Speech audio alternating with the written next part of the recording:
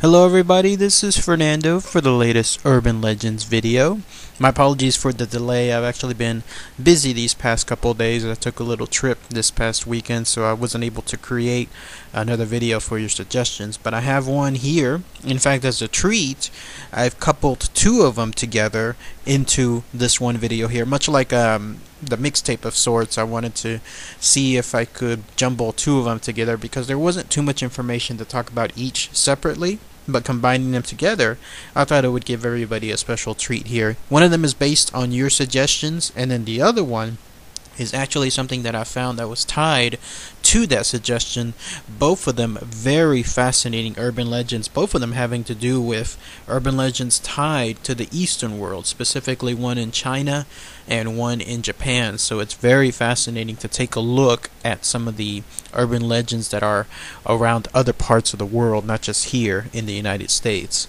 So this one, I'll start off with the more interesting one, and it has to do with the urban legend called the Midnight Bus.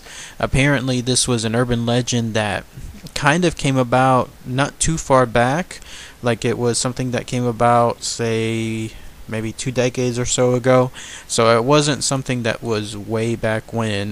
This is actually somewhat that's a little bit more recent, and it has to do with something that happened in Beijing, China. And here's what it was.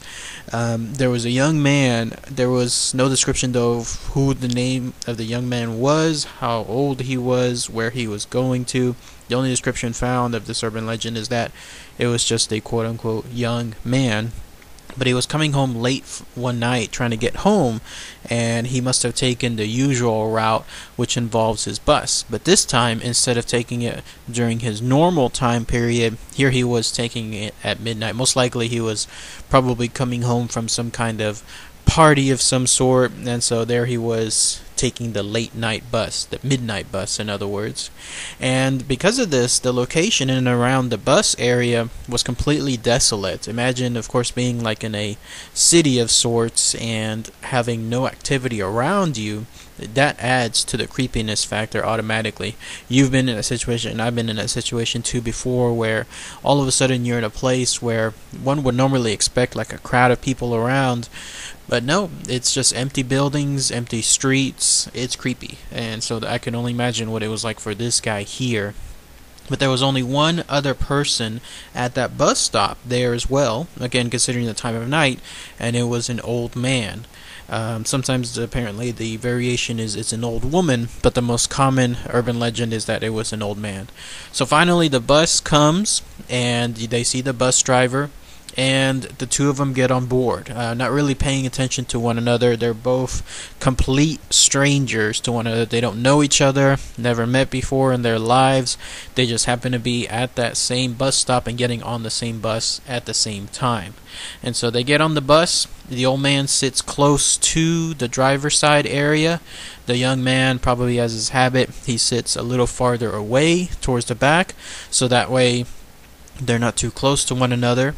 And then the ride occurs, and the young man though notes that when he got on board that there was actually two other people already on the bus, and they were even closer to the driver himself.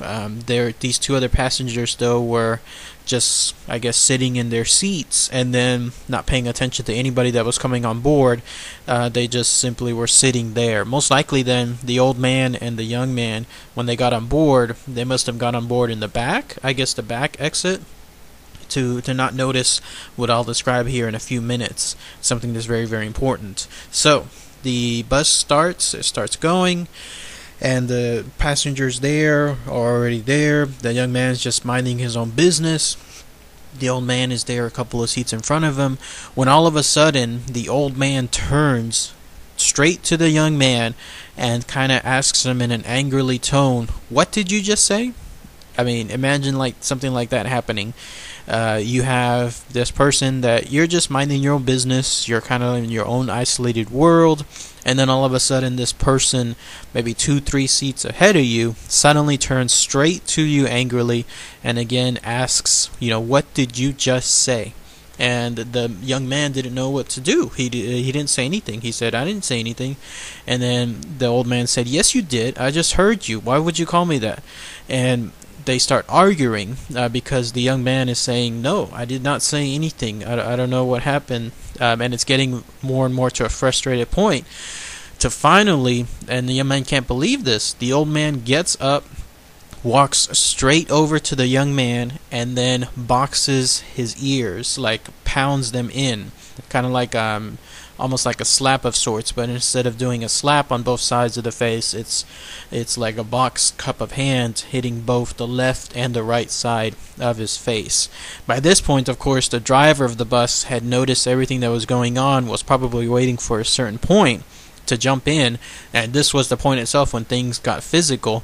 The young man again was not understanding at all what was going on. From his perspective, he knows 100% he didn't say a darn thing, and here is all of a sudden this crazy old man asking him and jumping up and saying, why did you say this, why are you disrespectful, and then started boxing him.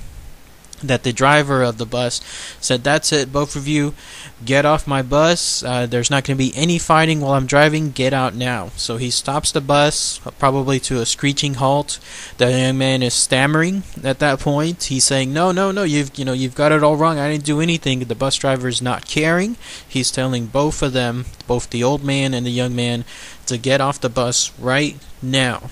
And so, with no choice and not to further escalate things, the young man gets off first, and then the old man gets off afterward, and then that's it. The bus driver probably shut the door angrily, walked back to the front, and then that was it, started driving off.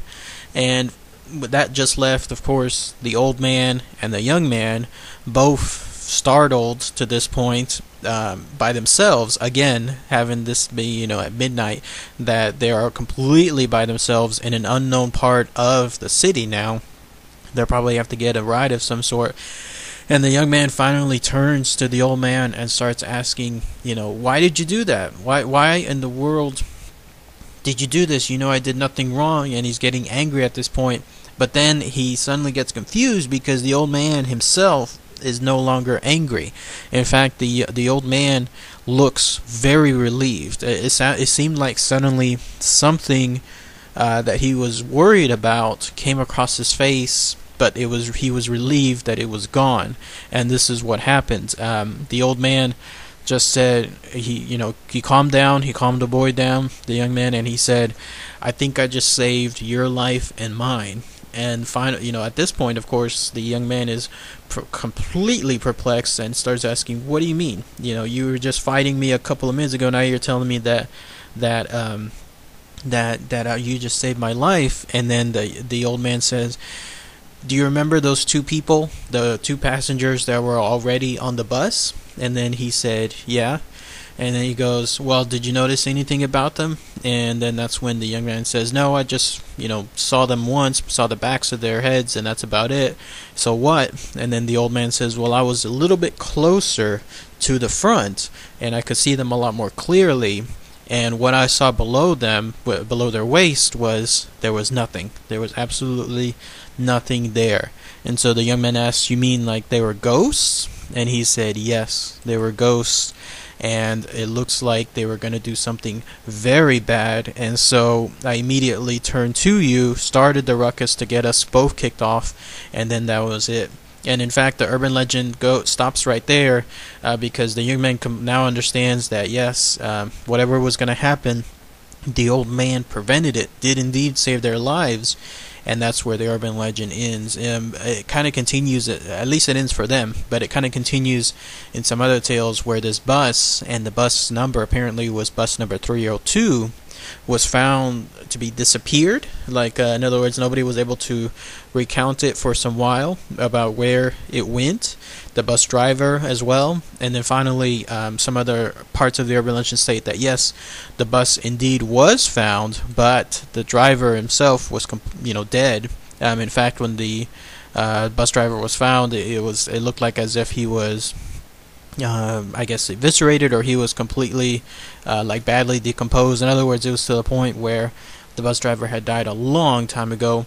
And then on top of that there's apparently tales that the bus itself and whatever the passengers are doing on that bus It involved switching the gasoline within the bus and just having blood come out of it. It gets a little more fantastical at that point, but the idea is whoever those two passengers were and whoever they whatever they're going to do within the bus, and to the old man and to the young man, and finally to the bus driver, it was not going to be good. And so the young man and the old man managed to get off in time, but the bus driver did not. So that's the urban legend. That's the one tied to the one in Beijing in China.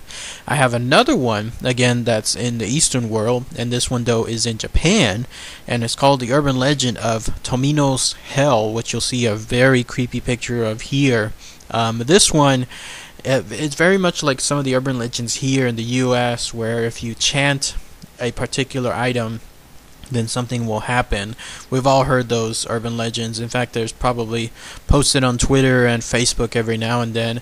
This one, though, states that it's a poem that was in a book called The Heart is Like the Rolling Stone, and it was written by somebody named Yomata Inohiku.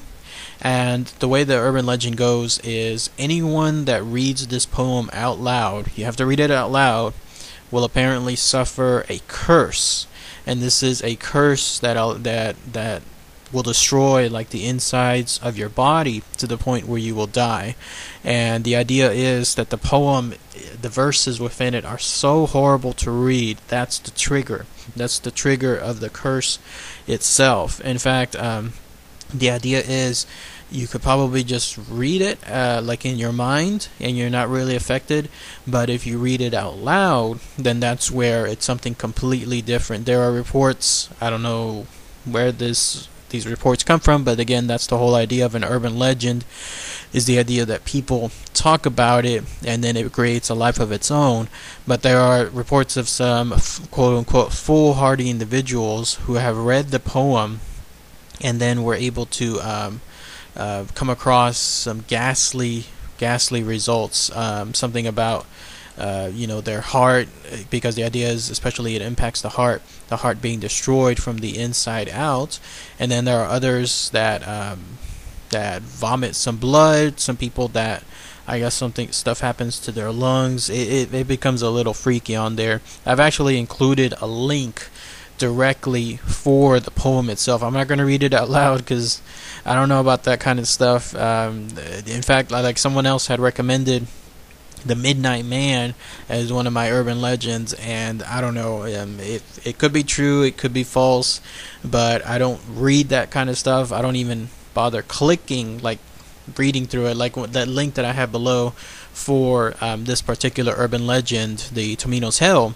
All I did was simply I found the link, but I didn't read through it because I'm not going to read that kind of stuff, because there's the possibility on the major upside that it is not real, and then there's always the possibility that once you know that stuff, then you kind of open a different type of uninvited, like an uninvited guest of some sort. And that's why stuff like the Midnight Man and then stuff like this with Tominos Hell, it's something where I don't want to have that kind of invitation. So, but I've included the link below if anyone else wants to read it, and if anyone else in particular wants to read it out loud. It's supposed to be something that's very, very scary, but something that it's true. So apparently to a lot of other individuals, and to others it's nothing. Like nothing really happened. It's just pure fiction, just speculation that carries on the usual kind of stuff associated with urban legends. But it's up to you to decide. I'll just present it here for yourself to click on the link below, and then that way take it at your own risk. And yes, with that Midnight Man, I will not chronicle it because, I didn't look at how to bring up the Midnight Man, but I looked at the comments of the people that tried to do it, and too many of them said it was a success. So that is way too much for me. I'm not gonna even bother clicking and looking at the info for it. I was just looking at the comments for it, and that was too much for me as well. So alright everybody, again, thank you for your suggestions. I should have maybe one or two more videos on the urban legend side coming soon, and be on the lookout for those. Thanks everybody, take care, bye.